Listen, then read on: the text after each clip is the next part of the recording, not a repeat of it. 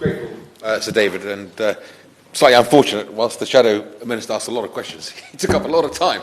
But nevertheless, I will attempt to answer as many colleagues' questions as possible. Before setting out details, obviously, of the plan, I want to thank the Honourable Lady for the incredible passion with which she spoke. I apologise that I wasn't in the room for her speech. I was in the main chamber. She will know that. It has always been our strategy to obviously suppress the coronavirus until a vaccine can make us all safe, because we know ultimately that vaccines are our way out of this terrible pandemic. And of course, this afternoon we launched our complete vaccine deployment plan, a culmination of months of preparation and hard work by the NHS, the Armed Forces. I know the member for Antrim, North Antrim, mentioned the Armed Forces. They are embedded in the deployment programme, and of course local and regional government at every level as well. Because obviously the sooner we can reduce mortality from this pernicious disease and bring an end to that human suffering, the better. And it's worth reminding ourselves of just what that looks like, Sir David. Sadly, yesterday, 563 deaths were reported. The average number of deaths per day over the past week has been 909. Behind every statistic is a person, a father, a mother, a sister, a daughter, a grandfather, a grandmother, with family and friends, and we must never lose sight of that. In light of the petition that we're discussing, and of course time, I just want to sort of reflect on the basic principles that sits behind our prioritisation in our strategy. Yes, we want to minimise disruption, obviously, for pupils and parents and teachers. Yes, we want to stop the NHS from being overwhelmed. And yes, we want to protect UK jobs and businesses as much as we possibly can. But fundamentally, it is about saving lives. And operationally, it is about saving as many lives as possible, as quickly as possible. I defy anyone to provide more powerful grounds for action in order to achieve this.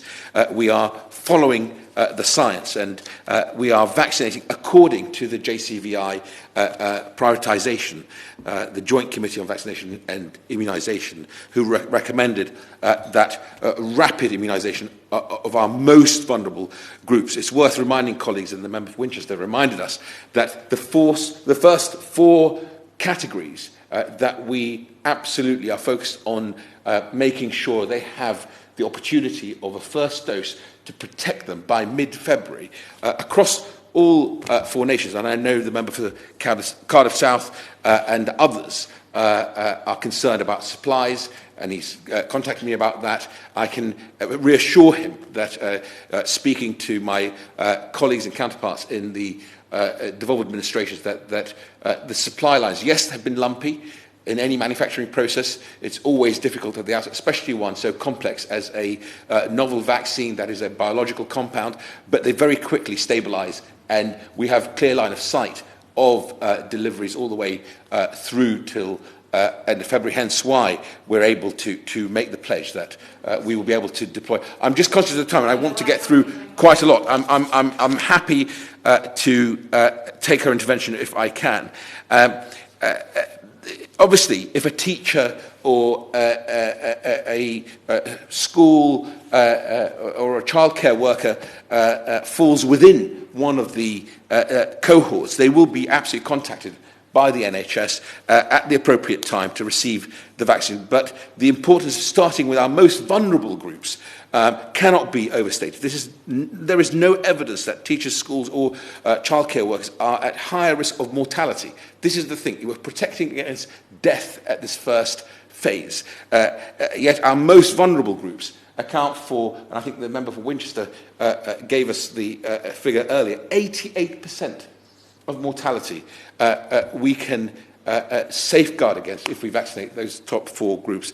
But of course I understand the sentiment behind this petition. I give way. I thank the Minister for giving way, because I'm very aware of time, but my point is that people, the teachers and everybody that's been involved in this petition don't want to be prioritised beyond those 4 groups. But also, if something is not going to be done, if the lateral flow tests are not going to be in place for all pupils going to school on a regular basis and the vaccination not available to teachers, is there a possibility then, Minister, that schools will not actually be returning at the end of February and this is going to be longer term? I'm grateful for the Honourable Lady. Schools, as the member for Westmoreland and Lonsdale reminded us, are open.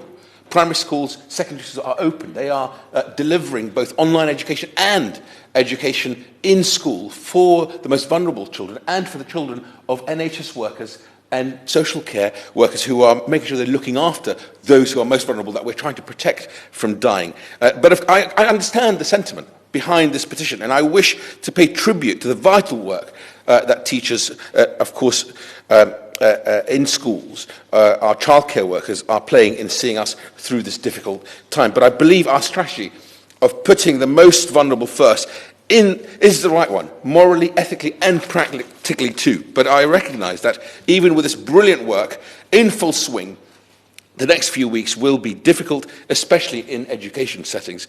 We have always sought to keep schools open and said that they would be the very last thing to close. But the challenges posed by this new variant and the transmissibility more than doubled mean that we've had to take some really difficult decisions. But I'm confident that as our vaccination programme bears fruit, we can begin to slowly move out of lockdown, and the Prime Minister has promised that schools will be the very first places to reopen, working on the principle of last in, first out, and testing will continue to play, as she just asked, a vital role in getting children back in the classroom as soon as possible. I just want to turn very briefly, in the time I have available to me, to some of the questions asked from colleagues. The member for Twickenham quite rightly reminded us that we don't yet know whether the vaccines have an impact on transmissibility, but they do obviously offer that protection, both in terms of immunity and from severe infection, hence why we're focusing very much on the most vulnerable people.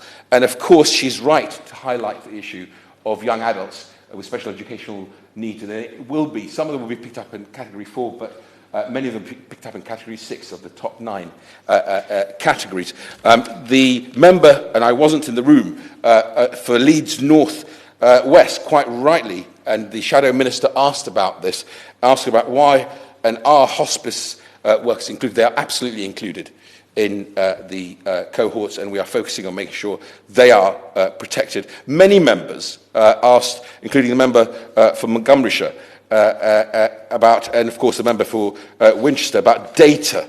And I would, and the member for Cardiff South, I have to say, and Westmoreland and Lonsdale, data is our ally in this endeavour, in the Prime Minister's view, in my view. Hence why the Prime Minister's quite rightly insisted on daily data release, so that the nation can see the progress we're making in protecting the most vulnerable people from COVID. We will continue to publish daily data. On Thursdays, we'll publish more detailed regional data, and my absolute commitment to you is as much data as we can, as the NHS feel is robust, that we can publish. We want to make sure we publish, because the best way to learn, in my view, we all reference our own experiences in life, is to learn from different teams. Not everybody can be doing 1,000 vaccinations a day, as some primary care networks have done, but we learn from them and we try and put support into other teams to be able to do that.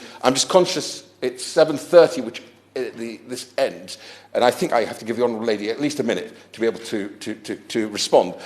So I will wrap up there. I apologise to the member for Westmoreland and Lonsdale. I know he wanted to intervene. I would have loved to take his intervention, but very happy to write to him if he emails me with any other queries. I will give the Honourable Lady the last word.